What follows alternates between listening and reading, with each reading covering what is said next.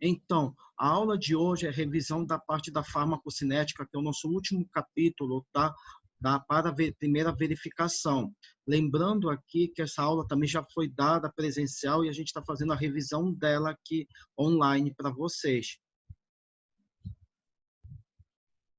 A farmacocinética, tá? Ela é definida nada mais que o movimento ou percurso pelo qual este fármaco ele vai, tá? Percorrer o nosso organismo. Desta forma, esta farmacocinética ela tem como definição estudar a forma quantitativa, tá, do fármaco, a sua cronologia dentro dos processos que estão inseridos nela. E quais são esses processos? Quais serão esses processos? Será o processo da absorção, da distribuição, da biotransformação e da excreção aqui de fármacos. Além disso, a farmacocinética, olhando aqui para a figura no canto esquerdo, tá? Ela corresponde desde o processo em que o fármaco é administrado até o momento em que ele vai ser absorvido, distribuído, biotransformado e eliminado aqui, tá? Ou seja, aqui se estuda, tá, o trajeto que esse fármaco fará no nosso organismo, aonde a sua concentração aqui, tá, vai o quê? Será uma concentração, tá, a partir da dose administrada que será feita sobre o organismo.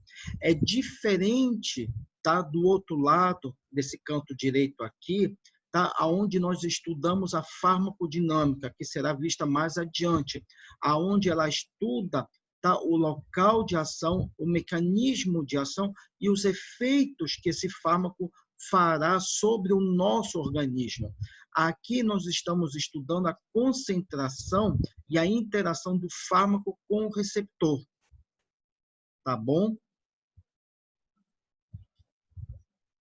E por que é importante se estudar farmacocinética? Porque a partir dos estudos de farmacocinética, nós conseguimos determinar primeiramente uma dose adequada. E esta dose adequada, ela se faz em cima dessas características aqui, desde a forma farmacêutica em que o fármaco é administrado, as doses clínicas ou não que estejam presentes, os intervalos de dose, se o indivíduo vai se sujeitar a administrar esse fármaco por mais de uma dose, o tipo de via de administração que vai ser escolhida aqui para este fármaco conseguir, para esse fármaco conseguir aqui ser administrado, tá? Sendo que essa parte de vias de administração nós já conversamos na aula passada. Além disso, além da dose adequada, é importante se estudar a farmacocinética, por quê? Porque a partir dela eu consigo fazer um ajuste de dose, ou seja, melhorar a dose, melhorar a ação do fármaco sobre o nosso organismo. Além disso, a partir dos estudos de farmacocinética, nós podemos moderar e até inibir qualquer tipo de resposta inesperada, seja ou por uma ausência de efeito terapêutico ou pela produção de algum efeito colateral aqui. Além disso, conseguimos melhor entender a ação dos fármacos sobre o nosso organismo, através dos estudos de farmacocinética. E também conseguimos aqui estudar a posologia desses fármacos, ou seja, as doses desses fármacos em situações especiais. E quais seriam essas situações especiais? Seriam situações em que o paciente aqui possa ser um paciente, tá? Ou com alguma injúria, alguma insuficiência, tá? Que possa prejudicar ou possa alterar esse processo de farmacocinética do fármaco. E, além disso, os estudos de farmacocinética, atualmente, eles conseguem nos ajudar a entender melhor a ação, tá, de novos fármacos que serão colocados no mercado para diversos tipos de patologias humanas.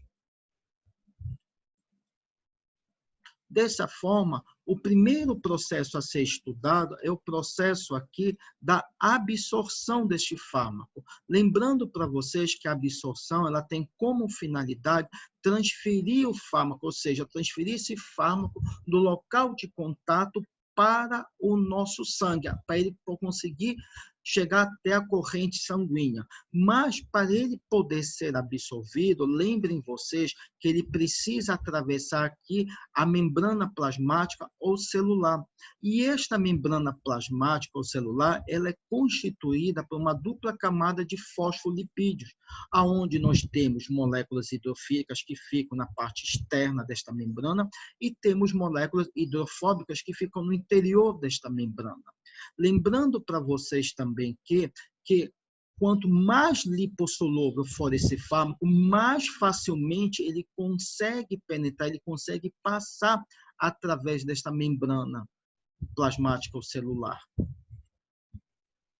Só que para que isto ocorra, tá? Algumas características, algumas propriedades físico-químicas que estão relacionadas ao fármaco, ele tem que apresentar, como primeiro a lipossolubilidade, ou seja, quanto mais lipossolúvel esse fármaco for, mais facilmente dele penetrar. A hidrossolubilidade, ou seja, fármacos que apresentam um caráter hidrofílico, quando em relação à passagem à membrana, eles vão ter uma dificuldade. A estabilidade química, ou seja, aqui na estabilidade nós estamos falando aqui em fármacos que apresentem um grau de ionização forte em relação àqueles fracos, ou seja, eu posso ter fármacos ácidos, de caráter ácido forte, tá? Que consigam penetrar mais facilmente na membrana do que outros que apresentem um caráter ácido fraco aqui. A mesma questão vai para o peso molecular. Moléculas que têm um alto peso molecular, o que ocorre com elas? Elas podem demorar a passar pela membrana pelo tamanho da sua partícula, diferentemente daquelas que têm menor peso molecular. Além disso, a carga elétrica, ou seja, fármacos catiônicos ou aniônicos, dependendo principalmente do peso e da estabilidade, juntamente com a carga, eles podem fazer com que o fármaco demore a ultrapassar, demore a atravessar essa membrana. E em relação à forma farmacêutica, nós conversamos na aula passada que, dependendo da forma farmacêutica em que o fármaco ele for desenvolvido, ele pode ser absorvido ou rapidamente ou lentamente, tá? Exemplos são que nas formas farmacêuticas, na apresentação de comprimidos, que elas demoram um pouco para conseguir atravessar essa membrana. A própria velocidade de dissolução, ou seja, em que meio esse fármaco ele vai ser dissolvido, será em um meio ácido ou em um meio alcalino, tá? Isso vai depender muito dessas propriedades físico-químicas que eu acabei de elencar para vocês, tá? Que vão ser importantes quando comparado, quando esse fármaco for colocado, tá? Em algum meio ácido ou alcalino aqui. E, por último, nós temos a concentração do fármaco no local de absorção. E essa concentração é o que está determinando a dose do fármaco, ou seja, quanto maior a dose, quanto maior a concentração do fármaco, mais demorado esse fármaco consegue ser absorvido. Diferente de doses pequenas ou concentrações pequenas do fármaco no local, que fazem com que esse fármaco passe rapidamente, consiga atravessar rapidamente a membrana plasmática. Dessa forma, tá? Nós temos umas características em relação à estrutura química e principalmente ao grau de ionização desses fármacos quando eles atravessam na membrana, que eu tenho que colocar para vocês, que são de suma importância. Primeiro, se eu tenho um fármaco que ele é de característica ácida e ele é colocado num local em meio básico, ele vai ficar ionizado, ele consegue ficar ionizado aqui e ele consegue penetrar, ele consegue passar facilmente pela membrana. Tá? É diferente de fármacos de caráter ácido, que em meio ácido, eles não ficam ionizados, ou seja, eles não conseguem penetrar facilmente pela membrana. Agora, quando eu falo para vocês de fármacos que são de caráter básico, tá? Alcalino, quando colocados em um meio ácido, eles também ficam ionizados e conseguem passar também o quê? Facilmente pela membrana, pela barreira lipídica. Diferente daqueles que são fármacos básicos, que são colocados em meios básicos, que eles se tornam não ionizados aqui e a sua passagem se torna o quê? Dificultada aqui também. Para ocorrer o processo da absorção dos fármacos, esses fármacos eles utilizam-se de mecanismos de transporte celulares que podem ser divididos em dois processos, um processo passivo e um processo ativo. Quando falo para vocês de processos passivos, aqui é o tipo de processo onde não há gasto de energia e também não há interferência da membrana sobre o transporte desse fármaco. E ele é representado pela difusão simples ou pela difusão passiva e pela filtração. Já é diferente nos processos ativos, porque aqui há o quê? Há um gasto de energia e há uma interferência da membrana, tá? E aqui ela é representada por esses tipos de transporte, pelo transporte ativo, pela difusão facilitada, pelo transporte vesicular, que é representado pela pinocitose, e pela fagocitose aqui. O primeiro deles é a difusão simples ou passiva. Esse tipo de transporte, ela sempre vai ocorrer a favor de um gradiente de concentração, aonde nós observamos que moléculas apolares e de peso molecular compatível com a bicamada lipídica e lipossolúveis, elas conseguem realizar esse tipo de difusão, esse tipo de transporte simples ou passivo. Exemplo, o outro tipo, desculpa, o outro aqui, tá? É o que ocorre na filtração, que é onde nós verificamos que partículas líquidas, tá? Que são aonde estão dissolvidos o soluto, ou seja, partículas sólidas, elas conseguem, tá? Elas conseguem melhor ser dissolvidas e conseguem melhor atravessar esta membrana plasmática.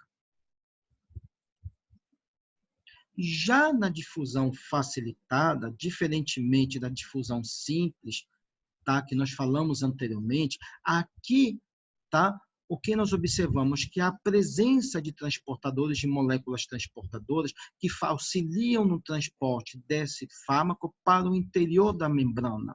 E aqui não há gasto de energia, tá? Além disso, ele vai a favor, tá, ok? Ele vai aqui a favor, tá, de um gradiente de concentração. Exemplos são o que ocorre no transporte da glicose, aonde a glicose, a molécula de glicose, para poder penetrar na membrana celular, ela precisa do auxílio de transportadores, tá, para conseguir penetrar nessa membrana e atingir o que? Os enterócitos que estão aqui presentes. O outro tipo é o transporte ativo. Nesse tipo de transporte, aqui sim há uma necessidade de haver uma ligação com o transportador, com uma molécula carreadora, e ele ocorre, diferentemente das outras que nós comentamos para vocês, ele ocorre sempre o quê? Contra um gradiente de concentração. Tá? E ele é representado por dois tipos de mecanismos, que é a fagocitose e a pinocitose.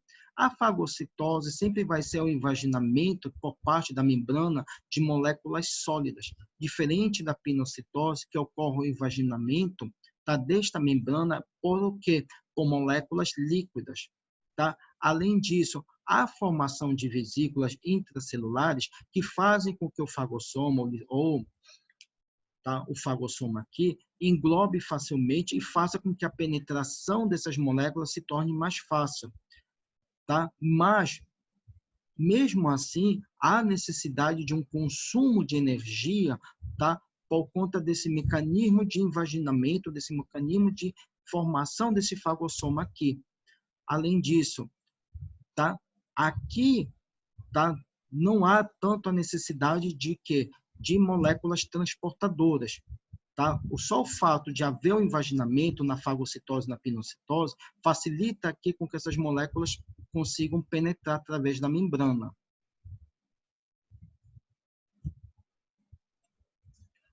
O primeiro tipo de absorção é a absorção pela via oral, tá? Aonde o fármaco ele vai ser absorvido, ele vai ser administrado e vai ser absorvido pela via oral, e esse fármaco aqui, tá? Quando chega no trato gastrointestinal, ele pode sofrer fatores que influenciam aqui essa via digestiva, como, por exemplo, a presença de microvelocidades que estão presentes no trato gastrointestinal aqui, que facilitam a absorção deste fármaco. Além disso, o próprio pH do meio. Lembrando para vocês que, do que já foi falado anteriormente, no slide anterior, tá? Fármacos que são ácidos, tá? E que em meio ácido, eles acabam não sendo ionizados facilmente, eles demoram a ser ionizados, diferente daqueles que são básicos, tá? De caráter básico, que quando em meio colocados em meio ácido, eles conseguem ionizar rapidamente e conseguem ser transportados e atravessar mais facilmente essa membrana. A própria questão do tempo de esvaziamento e motilidade gástrica. Fármacos que são administrados juntamente com o alimento, o seu tempo de absorção, ele diminui, tá? Isto porque, tá? A absorção, principalmente pelas velocidades, vai fazer com que esse fármaco seja absorvido lentamente para o interior da membrana, tá bom? E também nós temos aqui o quê? A presença de fármacos que sofrem ciclo interhepático, tá? Que são aqueles fármacos que eles vão ser diretamente absorvidos e sofrem excreção pela vesícula biliar, e por terem essa secreção pela vesícula biliar, eles podem voltar novamente, ou seja, eles voltam a ser reabsorvidos, tá? Pelo estômago, eles voltam a ser reabsorvidos e sofrem um segundo processo de metabolização, um segundo processo de biotransformação, gerando metabólitos ativos aqui deste fármaco.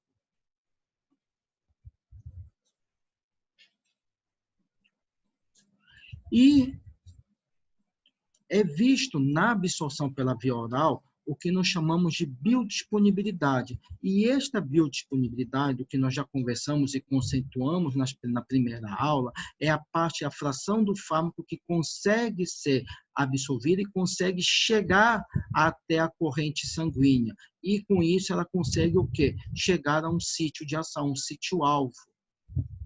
Lembrando para vocês que essa biodisponibilidade, ela pode ser influenciada, tá? E ela pode ser influenciada através de características que são propriamente do fármaco, ou seja, pela inativação antes da absorção, ou pelo processo da biotransformação na parede intestinal, tá? Que pode criar aqui efeitos de primeira passagem, pela própria absorção incompleta do fármaco. Nós também temos a forma farmacêutica aqui, tá? Aonde a forma farmacêutica do fármaco pode criar duas características em relação ao estado físico do fármaco, ou seja, se é um estado sólido ou líquido, ou seja, o líquido ele vai fazer com que esse fármaco seja mais facilmente absorvido do que no estado sólido, ou até mesmo a presença de incipientes ou veículos do fármaco, como, por exemplo, adjuvantes, tá? Que podem dificultar esse processo de absorção e também pode dificultar a biodisponibilidade deste fármaco. Além disso, nós temos também a interação do fármaco, tá? Com outras substâncias que estão presentes no trato gastrointestinal, como, por exemplo, alimentos, como nós já mencionamos para vocês, já falamos a respeito disso, e também na interação com outros fármacos, tá? Durante uma farmacoterapia, que um fármaco pode competir pelo outro, tá? Ou um fármaco pode ser absorvido mais rapidamente do que o outro aqui. E, por último, nós temos os fatores que estão relacionados às características do paciente, como, por exemplo, o pH gastrointestinal, motilidade gastrointestinal, a flora, a estrutura dos órgãos, até a questão de funções hepáticas e fenótipo genético, ou seja, o perfil genético desse indivíduo, pode influenciar nessa biodisponibilidade aqui do fármaco. O segundo tipo de absorção é feita pelas vias respiratórias. Lembrando para vocês que nas vias respiratórias, tá? A maioria dos fármacos, que são partículas sólidas e líquidas, elas conseguem ser melhor inaladas e conseguem chegar mais rapidamente no trato inferior, no trato respiratório inferior, aonde se encontra a árvore respiratória. Tá? E essas partículas sólidas e líquidas, elas são representadas aqui, tá, por gases e substâncias voláteis. E algumas características fazem com que essas substâncias consigam ser facilmente, tá, absorvidas pelo trato, pela via respiratória. A primeira delas se refere ao quê? Ao tamanho da partícula. Moléculas de fármacos que apresentem tamanhos até menores de 1 micrômetro, elas conseguem aqui atingir os alvéolos pulmonares, diferentes daquelas que são de 2 a 5 micrômetros, que elas ficam presas na região traqueobronquiolar. E fármacos que apresentem, tá, um tamanho de partícula acima de 5 micrômetros, elas conseguem ser facilmente eliminadas. A segunda característica é em relação à lipossolubilidade do fármaco. Tá? Fármacos que são inalados e que apresentam uma alta característica, um alto caráter lipossolúvel aqui, eles conseguem ser facilmente absorvidos pela membrana pulmonar e conseguem o quê? Se difundir rapidamente pela membrana e caem rapidamente na corrente sanguínea. Desta forma, nós chegamos à terceira característica desses fármacos quando são absorvidos pela via respiratória, que é o que? O coeficiente de partição sangue e ar, aonde nós observamos que existem fármacos que apresentam um alto coeficiente de partição e fármacos que apresentam um baixo coeficiente de partição. Aqueles que apresentam um alto coeficiente de partição, eles conseguem passar facilmente do ar para o sangue, isto porque este fármaco ele consegue atingir um estado de equilíbrio, tá? Aonde nós observamos que a concentração que está sendo inalada é igual à concentração que está onde? Na corrente sanguínea.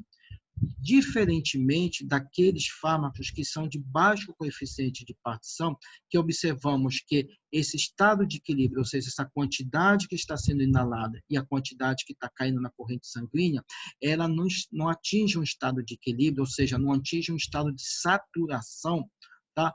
E com isso nós observamos que esses fármacos, eles vão ser absorvidos em pequenas quantidades, tá? E essas pequenas quantidades serão que vão conseguir chegar até o sangue, demorando aqui para o quê? Demorando aqui para que o seu efeito farmacológico ele seja alcançado.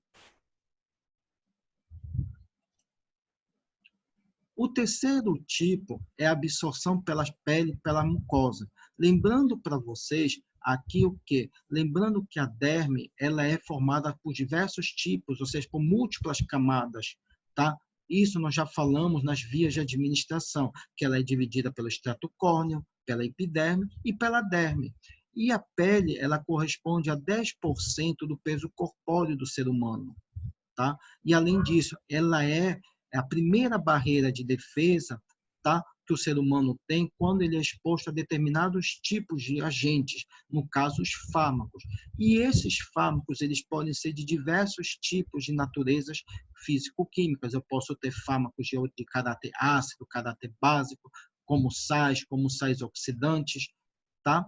E que podem ocasionar, podem causar aqui efeitos não somente tópicos, mas efeitos sistêmicos. O que vai determinar essa natureza, tá, desses efeitos, desses fármacos que são administrados e absorvidos pela pele, é o que nós chamamos de coeficiente de partição óleo e água.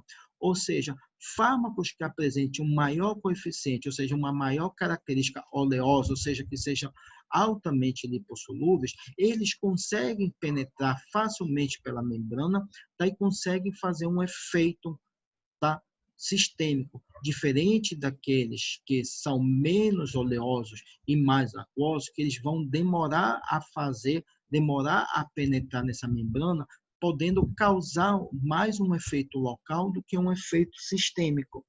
Agora, não se esqueçam aqui que na absorção pela pele e mucosa, tá, o que vai determinar isso que eu acabei de falar para vocês, a questão dos efeitos tópicos e sistêmicos, além desse coeficiente de partição óleo e água, é também a permeabilidade da membrana, a estrutura da membrana e a espessura dessa membrana, aonde esse fármaco fará uso. Por isso que alguns tipos de preparações farmacêuticas, como por exemplo os géis, tá? Eles são melhor administrados em locais em que em que no caso da pele, onde a espessura da pele, a estrutura da pele, ela é mais fina e a permeabilidade se faz maior aqui, facilitando a penetração. Diferente de alguns cremes, como por exemplo, tá? Cremes usados dermatologicamente, tá? Que são utilizados em regiões da pele em que a permeabilidade não é tão vascularizada, não é tão grande, e a espessura, a estrutura dessa pele se torna mais grosseira, mais grossa aqui. O segundo processo que está inserido na farmacocinética é o quê? É a distribuição. E a distribuição ela é definida quando o fármaco ele é distribuído pelo sangue, ou seja, quando esse fármaco consegue atingir a corrente sanguínea e outros fluidos, tá? Aonde ele vai ser transportado, tá? Onde ele vai ser distribuído para todos os tecidos do corpo nosso. Lembrando para vocês que no processo da distribuição, essa distribuição dos fármacos, ela se faz, tá, em relação aos órgãos de maior e menor perfusão sanguínea. Ou seja, são os órgãos de maior perfusão sanguínea, são aqueles órgãos que são com maior irrigação, que recebem maior irrigação, maior vascularização sanguínea, como, por exemplo, o cérebro, o fígado, o rim. Diferente daqueles órgãos que apresentam uma menor vascularização, uma menor irrigação sanguínea. Tá? Aí vai chegar pouco fármaco para ele, vai se distribuir pouco fármacos para eles, como é o caso do tecido adiposo, dos ossos, das unhas, tá? É um exemplo para vocês. Só que na distribuição existe o que nós chamamos, tá? Ou seja, existe o que nós chamamos de ligação do fármaco à proteína plasmática. E aqui esse fármaco, uma vez distribuído, ele pode se encontrar de duas maneiras. Ele pode se encontrar na forma livre, ou seja, esse fármaco ele circula pelo sangue livremente, ou pela forma complexada, ou seja, esse fármaco ele está ligado à sua proteína plasmática, tá? E vai ser transportado para um órgão de biotransformação. Lembrando para vocês que esta ligação à proteína plasmática, tá? Estas proteínas plasmáticas aqui, nada mais são que proteínas séricas, tá? Que são proteínas séricas que têm como função fazer a ligação com as moléculas, principalmente com as moléculas do fármaco. E nós temos vários tipos de proteínas séricas. Nós temos a albumina, temos a alfa-1-glicoproteína, nós temos as lipoproteínas, tá? Mas é a albumina a principal proteína sérica aqui, que é responsável pela ligação pela maioria dos fármacos. E esta ligação do fármaco com a albumina, tá? É uma ligação reversível, ou seja, é uma ligação reversível que é feita através de forças eletrostáticas, como, por exemplo, forças de Van der Waals, que fazem com que esse fármaco se ligue à sua proteína. Além disso, a albumina aqui, ela tem uma característica físico-química especial. Por quê? Porque ela consegue se ligar facilmente a fármacos de caráter ácido e menos a fármacos de caráter alcalino, fazendo com que a ligação a fármacos ácidos seja mais forte aqui. E no processo da distribuição, nós temos o que são chamados de fatores que influenciam essa distribuição. E os fatores que influenciam essa distribuição vão desde o grau de afinidade do fármaco com a proteína, ou seja, quanto maior for a afinidade, quanto maior for a ligação desse fármaco com a sua proteína, como no exemplo que eu dei agora para vocês da ligação da albumina a fármacos ácidos, mais forte se torna, mais afim se torna essa ligação com a proteína sérica. Além disso, a concentração sanguínea do fármaco. Quanto maior for a concentração sanguínea do fármaco, tá? Ou seja, quanto maior for a presença desse fármaco no processo de distribuição, ele fica mais tempo na forma livre. Tá? Diferente daqueles fármacos que apresentam uma menor concentração, aonde eles conseguem se complexar, aonde eles conseguem se ligar mais facilmente. E por último, nós temos a relação da concentração sanguínea da proteína com a proteína plasmática, aonde fármacos que conseguem se ligar proteínas plasmáticas, tá? Que estejam em maior concentração em determinados compartimentos sanguíneos ou até linfáticos aqui, elas conseguem se ligar mais rapidamente ao fármaco aqui. Desta forma, nós temos como parâmetro farmacocinético para a distribuição o que nós chamamos de volume de distribuição. E este volume de distribuição ele é dividido em dois tipos, num volume real e num volume aparente. O volume real nada mais é do que a distribuição do fármaco por todos os tecidos no organismo. Já o volume aparente nada mais é do que a relação da concentração deste fármaco nos tecidos e a sua concentração na corrente sanguínea. Desta forma, fármacos que são de caráter lipossolúvel aqui, eles vão apresentar um aumento, ou seja, uma elevação no volume aparente, isto porque a sua concentração, tanto nos tecidos quanto na corrente sanguínea, tá? Ela vai estar o quê? Aumentada, vai estar quase igual aqui, vai ser 1 para 1. Diferentemente de fármacos que se encontram o quê? Fármacos que se encontram ligados às proteínas plasmáticas. Por quê? Porque eles vão apresentar o que é um menor volume aparente. Isto porque, uma vez ligado à proteína plasmática, essa relação, ou seja, essa concentração de fármaco presente no tecido e na corrente sanguínea, ela já não existe mais. Significa que aqui o fármaco ele já está ligado e já está sendo distribuído para algum órgão de biotransformação. E no processo da distribuição, tá, nós observamos que esses fármacos eles conseguem ser distribuídos para locais especiais, ou seja, para sítios especiais, que são o quê? As barreiras que são representadas, por barreiras anatômicas ou barreiras biológicas, sendo que as duas principais barreiras biológicas ou anatômicas são quais?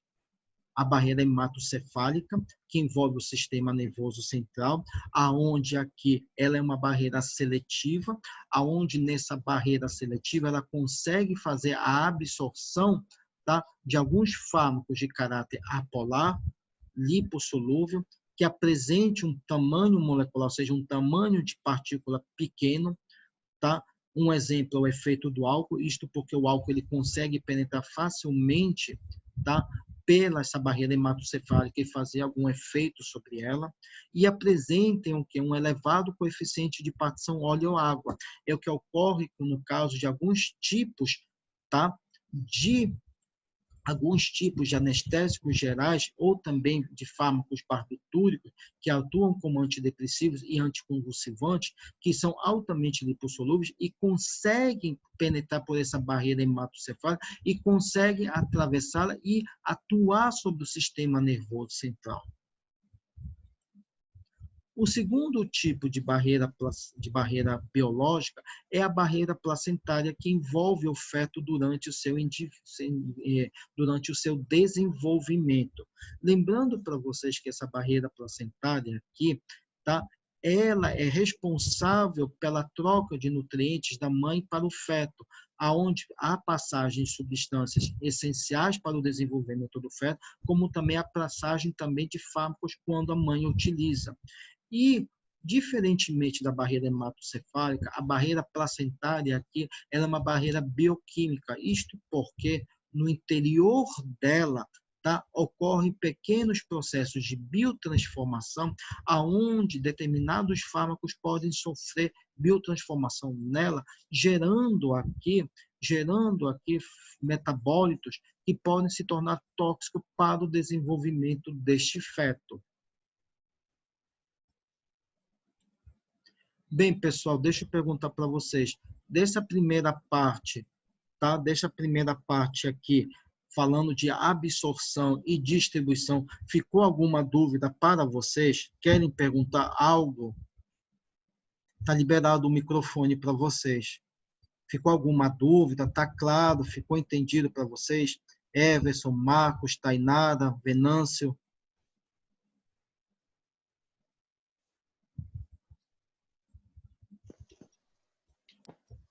Sim, professor. Tem dúvida ou está claro? Posso seguir em frente ou não? Pode seguir, sim.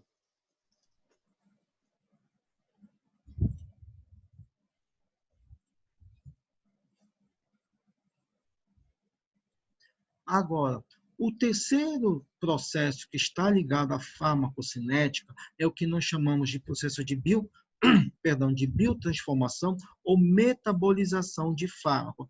Este processo de biotransformação, ele é um processo essencial para a eliminação deste fármaco. Isto porque o processo de biotransformação é quando o fármaco ele consegue, é quando o fármaco ele sofre aqui uma alteração na sua estrutura química, fazendo com que o seu efeito farmacológico, tá? Ele comece a diminuir.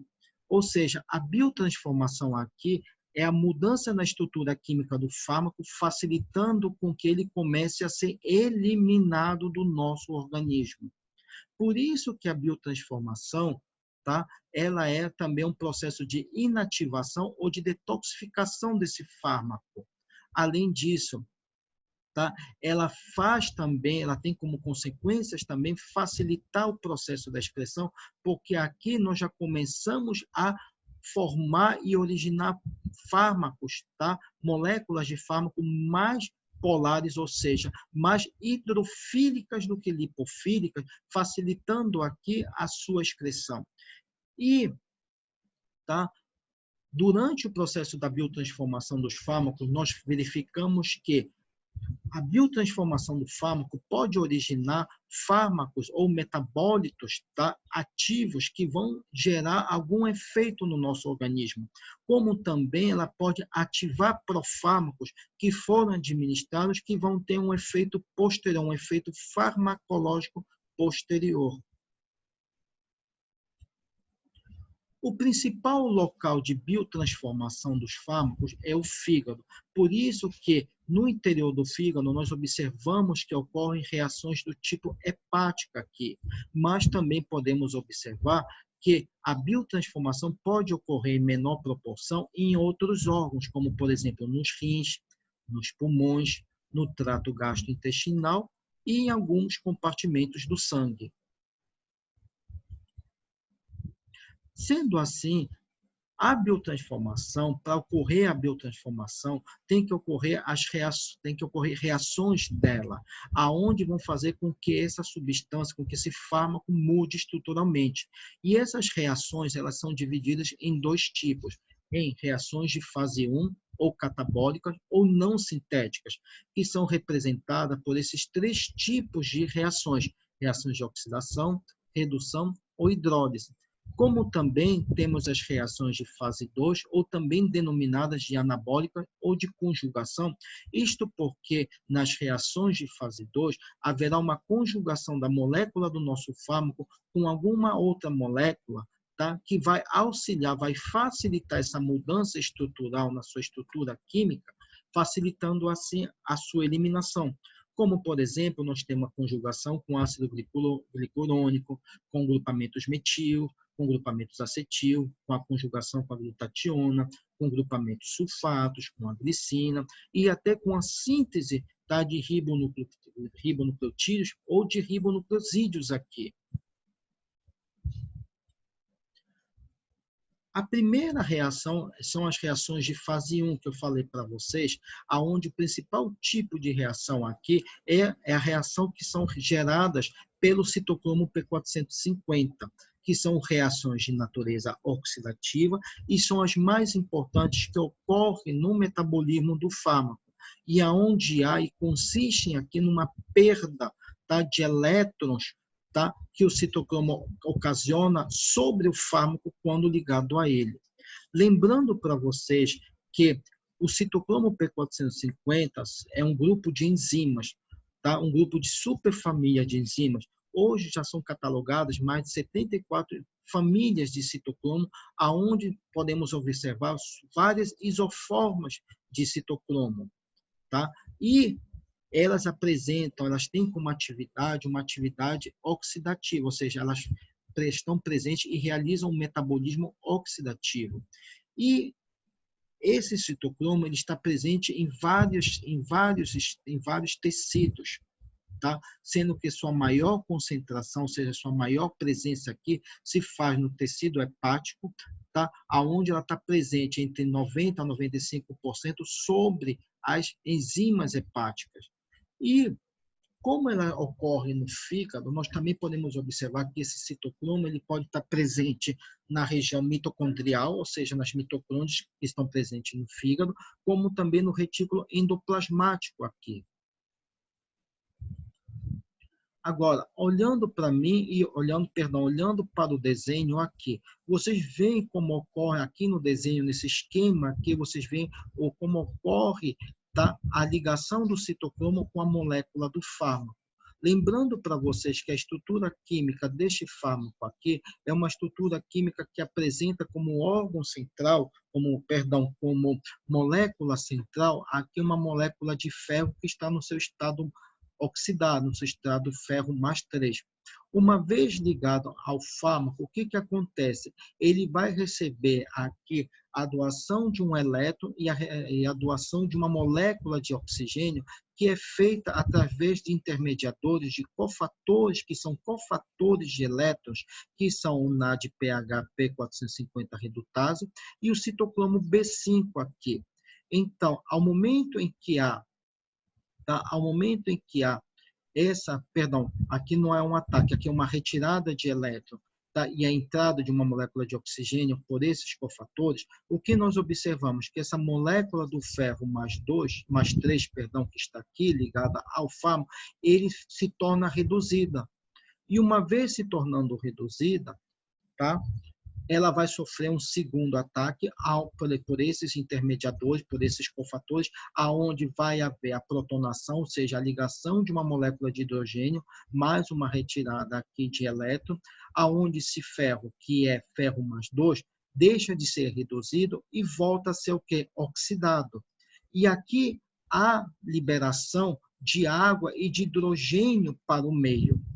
E quando ele chega bem aqui, nós observamos que há o desprendimento, ou seja, há a separação do ferro, do citocromo, com o produto final, que é a molécula do nosso fármaco, já mudada estruturalmente para uma forma hidrofílica aqui. Vai cair o link, eu vou mandar o link de novo para vocês, que está faltando menos de 1 minuto, tá? Só para vocês saberem, tá bom? Uma vez havendo o desligamento do ferro, da estrutura do citocromo, esse citocromo volta ao seu estágio inicial, seu estado inicial de ferro mais 3 aqui, pronto para se ligar